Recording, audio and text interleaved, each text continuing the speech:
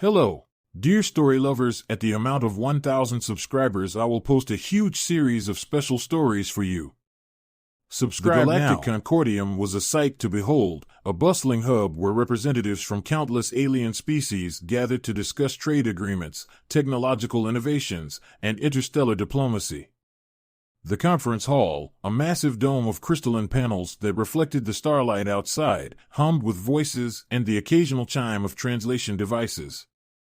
Jack Harrow stood among the sea of delegates, his gaze fixed on the ornate platform at the center. Jack, an inventor and engineer from Earth, was no stranger to alien technology or the diverse cultures of the galaxy. His inventions, ranging from adaptive exoskeletons to energy-efficient spacecraft, had garnered respect across multiple star systems. Yet, he found himself feeling out of place amidst the grandeur and political posturing of the Concordium. He was here not for politics, but for inspiration.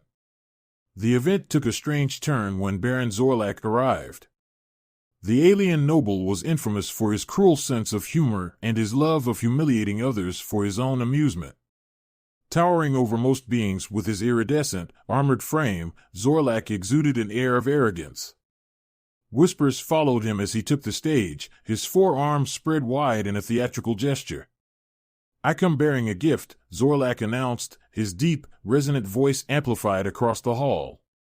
"A token of goodwill to the famed inventor from Earth, Jack Harrow." The crowd murmured in curiosity, eyes turning toward Jack. He stepped forward hesitantly, unsure of what to expect. Zorlak gestured, and from the shadows behind him emerged a figure in an anti-grav chair. Her pale, translucent skin shimmered faintly under the lights, and her piercing, intelligent eyes scanned the room with a mix of defiance and weariness. "This is my daughter, Lyra," Zorlak declared with a sneer. "Born paralyzed, useless by the standards of my people. I offer her to you, Jack Harrow, as a challenge. Let us see if your legendary ingenuity can make her functional." The hall fell silent. Some delegates looked away in discomfort, others smirked, entertained by the Baron's cruelty. Jack, however, felt a surge of anger and pity. He glanced at Lyra, whose expression betrayed no emotion, though her clenched fists told a different story. Zorlak continued, oblivious to the growing tension. "Or perhaps you'll realize what I have always known: some burdens cannot be fixed." Jack stepped forward, his voice steady but firm. "A challenge?" "No, Baron Zorlak. A partnership." He turned to Lyra, meeting her gaze. "If you'll allow me, Princess, I'd like to work with you, not to fix you, but to see how we can combine our strengths." Lyra's eyes widened slightly, the first hint of surprise breaking through her stoic demeanor. She tilted her head, studying Jack as if trying to determine if his offer was genuine. Finally, she nodded, a subtle but clear signal of her consent. Zorlak's laughter boomed across the hall. "Oh, this will be entertaining. Let's see how far your optimism takes you, human." Ignoring the Baron's taunts, Jack moved to Lyra's side and offered his hand. "Shall we?" he asked softly. She hesitated, then placed her delicate hand in his. As the anti-grav chair floated beside him, Jack led her out of the grand hall, leaving the stunned crowd and a smirking Zorlak behind. Once outside, Jack turned to Lyra. "I'm sorry for what just happened. But I meant what I said. If you want to do this, I'll dedicate everything I have to working with you. And if you don't, that's okay too." Lyra's lips curved into a faint, sardonic smile. "You're either incredibly kind or incredibly naive, Jack Harrow. Either way, I'm curious to see what you can do." With that, their unlikely partnership began, and though neither of them knew it yet, this moment marked the start of a journey that would change both their lives and the galaxy forever. Jack's laboratory was a far cry from the opulence of the Galactic Concordium. Nestled within the industrial heart of Nova Terra, it was a sprawling network of workbenches, holographic displays, and machinery that hummed with activity. Tools and half-finished prototypes were scattered across every surface, illuminated by the soft glow of adaptive lighting. It was chaos to the untrained eye, But to Jack, it was home. Princess Lyra sat in her anti-grav chair, observing the lab with quiet intensity. Despite her regal upbringing, there was no disdain or discomfort in her expression, only curiosity. Her translucent, iridescent skin seemed to reflect the light in the room, giving her an otherworldly glow. "So this is where the magic happens?" she asked, her voice tinged with skepticism. "Magic is just science we haven't figured out yet," Jack replied with a grin. "And this is where we figure it out." He guided her to a workstation, where a series of holographic schematics floated in midair. Lyra tilted her head, studying them. The designs depicted a neural interface, a device capable of linking her brain directly to a cybernetic framework, bypassing her paralyzed body's damaged nervous system. "This is ambitious," she said, her sharp eyes scanning the diagrams. "And risky." "It is," Jack admitted. "But I think it can work. Your people's biology is different from ours, but the basic principles are the same. If we can map your neural patterns and translate them into electrical signals, we can give you full control over a new system." Lyra leaned back in her chair, her expression unreadable. "Why do you care? You could have walked away, ignored my father's mockery, and gone on with your life." Jack hesitated, then met her gaze. "Because you deserve better. No one should be dismissed the way he dismissed you. And because I've spent my life proving people wrong when they said something was impossible. This is no different." Lyra considered his words, then gave a small nod. "All right, Jack Harrow. Let's see if you're as brilliant as they say." The following weeks were grueling. Jack worked tirelessly to refine the neural interface, studying Lyra's physiology to ensure the device could adapt to her unique neural patterns. To his surprise, Lyra quickly became more than a passive participant. Her knowledge of Zephyrian biotech, combined with her sharp analytical mind, made her an invaluable collaborator. One evening, as they pored over a particularly complex algorithm, Lyra leaned closer to the holographic display, her pale fingers dancing through the light. "Your signal relay is efficient, but it's not accounting for variance in synaptic response time," she pointed out. "Here, adjust the modulation." Jack blinked, impressed. "That's brilliant. I didn't think of that." She smirked. "I may have been confined to a chair, but I've spent a lot of time reading. My father didn't realize that while he ignored me, I was learning." Their partnership deepened as days turned into weeks. Lyra's keen intellect and Jack's technical expertise proved a formidable combination. Together, they created a prototype, a sleek, silver interface that fit comfortably around the base of her neck, connecting to a network of microcircuits embedded beneath her skin. Finally, the day of the first test arrived. Jack adjusted the settings on the interface while Lyra sat calmly, her expression a mix of determination and apprehension. "This might feel strange at first," Jack warned. "If it's too much, we'll stop immediately." "Just do it," she replied, her voice steady. Jack activated the device. A soft hum filled the room as the interface lit up, its circuits glowing faintly. Lyra's fingers twitched just a fraction, but it was movement. She gasped softly, staring at her hand as it moved for the first time in her life. "It works," she whispered, her voice trembling. "It actually works." Jack grinned. "This is just the beginning." Over the next few days, Lyra's progress was staggering. With each session, she regained more control over her body, her movements growing smoother and more precise. For the first time, she walked tentatively at first, then with increasing confidence. The look of triumph on her face was something Jack would never forget. One evening, as they stood on the rooftop of the lab, looking out over the neon-lit city, Lyra turned to Jack. "Thank you," she said softly. "Not just for this," she gestured to her body, now fully functional with the aid of the interface, "but for believing in me." Jack smiled. "You're the one who did this, Lyra. I just gave you the tools." She shook her head. "No one has ever looked at me the way you did that day, like I was more than a burden. That means more than I can say. They stood in silence, the weight of their journey settling over them. For the first time in her life, Lyra felt free not just from her physical limitations, but from the shadow of her father's mockery.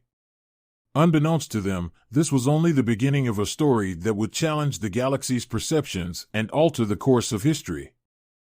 The buzz in Nova Terra was palpable. The story of Princess Lyra's transformation had spread far beyond the city's neon-lit borders, reaching the furthest corners of the galaxy. News feeds buzzed with headlines about the breakthrough, Paralyzed Princess Walks Again, a technological miracle and Earth's inventor and Zephyrian royal redefine possibility. In the weeks that followed, Lyra and Jack's partnership only deepened. Lyra's recovery, coupled with her sharp intellect, had ignited a sense of purpose within her. She wasn't content to merely regain mobility, she wanted to use her experience to help others who had been marginalized due to physical limitations. Together, they decided to embark on a project that would redefine accessibility for the galaxy.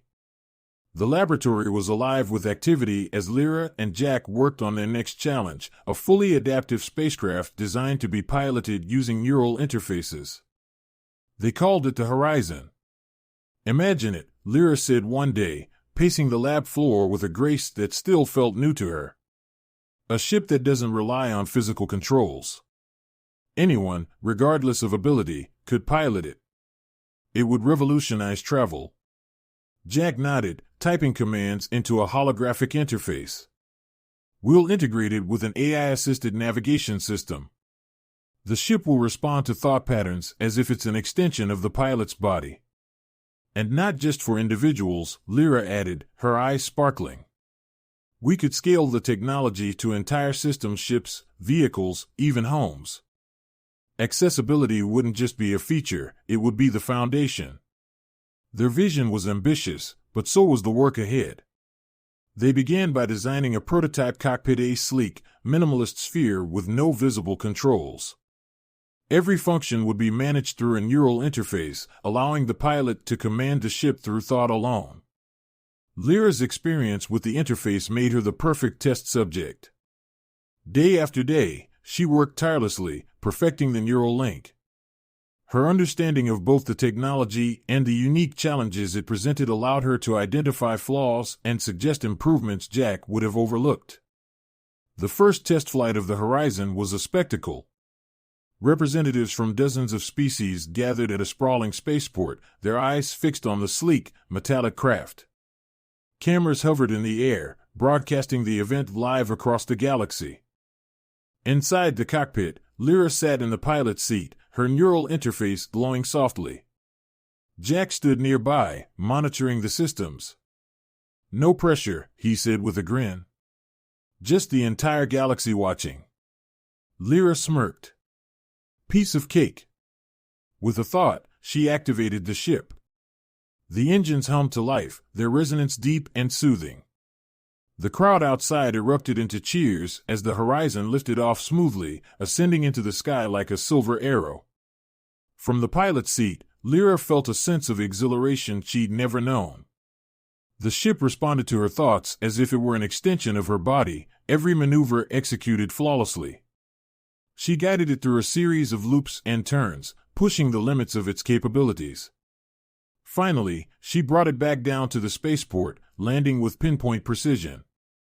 The crowd erupted into applause, and Jack rushed forward as Lyra emerged from the ship, her face alight with triumph. "That was incredible," he said, his excitement contagious. Lyra turned to the crowd, her voice carrying through the amplifiers. "This is more than a ship," she said. "This is proof that technology can break down barriers, that no one is limited by their circumstances if given the right tools. Together, we can create a galaxy where everyone has the chance to soar." Her words resonated deeply, sparking a wave of support. Delegates from various species approached her and Jack, eager to invest in their technology and spread its impact across the galaxy. The once mocked princess had become a symbol of hope and innovation. Meanwhile, Baron Zorlak watched the event unfold from the shadows of the crowd. His smug expression had long since faded, replaced by something resembling awe. For the first time, he saw his daughter not as a burden, but as a force to be reckoned with. His pride, twisted and long dormant, began to stir. Back in the lab, Lyra and Jack celebrated their success, though neither was content to rest. The success of the Horizon was just the beginning. Lyra sketched plans for new applications of the technology, adaptive habitats, universal translators for the nonverbal, even medical advancements that could repair neural damage. As they worked late into the night, Lyra paused, looking at Jack. "Do you realize what we've done?" she asked, her voice soft. Jack glanced up, smiling. "Changed the galaxy?" Lyra shook her head. "Not just that. We've shown them what's possible when you see beyond limitations. When you believe in potential." Jack leaned back in his chair, studying her. "I didn't see potential, Lyra. I saw you." The rest just followed. For a moment, she was silent, then smiled. "Well, it's a good thing you're as stubborn as I am." Their laughter echoed through the lab, a sound of hope and determination. Together, they had not only transformed Lyra's life, but set the stage for a brighter future, one where no one would ever be underestimated again. The launch of the Horizon had ignited a revolution. Across the galaxy, people who had once been overlooked or dismissed found new opportunities in the technologies Lyra and Jack had pioneered. Governments, corporations, and individuals flocked to Nova Terra to learn, invest, and collaborate. For Jack, the sudden attention was overwhelming, but for Lyra, it was transformative. Lyra became the face of this movement. Her eloquence, passion, and technical brilliance inspired millions. She toured across star systems, demonstrating their technologies and advocating for universal accessibility. Every appearance challenged long-held prejudices and inspired others to believe that limitations could be overcome. The transformation of Lyra's reputation reached its apex during the Unity Summit, an event that drew representatives from every major civilization. Held in the Grand Spire of Accord on the neutral planet of Lamora, the summit was designed to address not just political issues but societal and technological ones. As the guest of honor, Lyra stood on the central stage, dressed in a sleek, minimalistic gown that shimmered like liquid silver. The neural interface at the base of her neck was no longer a symbol of her previous condition, it was a badge of triumph. "Esteemed delegates," she began, her voice amplified across the vast chamber. "Today, we stand on the cusp of a new era, one defined not by what we lack, but by what we can achieve together. The technologies we've developed are not just tools, they are bridges. Bridges between the able and the disabled, the wealthy and the impoverished, the privileged and the marginalized." She paused, letting her words settle before continuing. "But technology alone cannot change the galaxy. It is our choices, our willingness to believe in one another, to invest in potential rather than dismiss it, that will shape the future. My own journey began as a joke, a cruel attempt to demean both myself and my partner. Yet here we are. And let me assure you, this is no joke." The applause was thunderous, reverberating through the chamber. Among the crowd, Baron Zorlak sat silently, his usual bravado replaced with a rare solemnity. For the first time, he saw Lyra not as the daughter he had once dismissed, but as the leader he had never dared to imagine. After the summit, Zorlak requested a private meeting with Lyra. She agreed, though her demeanor was cool when he arrived at her quarters. His towering figure seemed smaller somehow, humbled by her accomplishments. "Lyra," he began, his voice unusually soft, "I owe you an apology." She raised an eyebrow, crossing her arms. "An apology?" He hesitated, the words catching in his throat. "For underestimating you. For treating you as less. You've shown the galaxy your worth. More than that, you've shown me my own failings." Lyra regarded him for a long moment, then nodded. "Apology accepted. But words mean little without action. If you truly want to make amends, support this movement. Use your influence to ensure no one else endures what I did." Zorlak bowed his head. "You have my word. In the months that followed, Zorlag made good on his promise.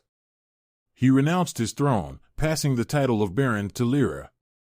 She initially resisted but eventually accepted, realizing the platform it provided her. As the new Baroness of the Zephoria cluster, she enacted sweeping reforms, transforming her father's once rigid domain into a beacon of progress and inclusivity. Meanwhile, Jack continued to innovate, expanding their technologies to new applications. Together, they founded the Emerge Foundation, an organization dedicated to providing accessible technology to underserved populations across the galaxy. Years later, on the anniversary of the Horizon's first flight, Lyra and Jack stood side by side at a ceremony commemorating their achievements. The event was held on Nova Terra, where it had all begun. A statue of the Horizon, its sleek form soaring toward the sky, was unveiled before a massive crowd. As the crowd cheered, Jack turned to Lyra. "We've come a long way." She smiled, her expression equal parts pride and determination. "And we've got a long way to go." He chuckled. "You never stop, do you?" "Not when there's still work to be done," she replied. They stood in silence for a moment, watching as the crowd celebrated. The stars above them glittered, a reminder of the vastness of the galaxy and of the countless lives they had touched. Lyra took a deep breath, her gaze fixed on the horizon. "We started with a cruel joke," she said quietly. "But we turned it into hope." Jack nodded. "And together, we'll keep building." As the crowd roared and the stars shone brightly above, Lyra and Jack knew their work was far from over. But they also knew they had already changed the galaxy, and that was only the beginning.